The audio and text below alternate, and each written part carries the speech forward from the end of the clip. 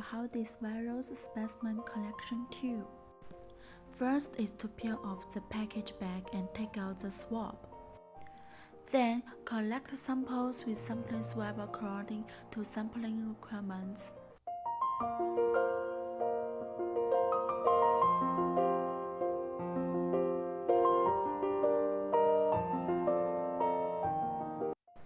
After sample collection, break off swab at the truncation point on swab rope.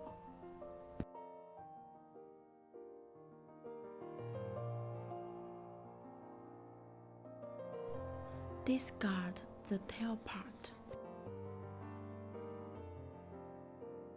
and cover the lid.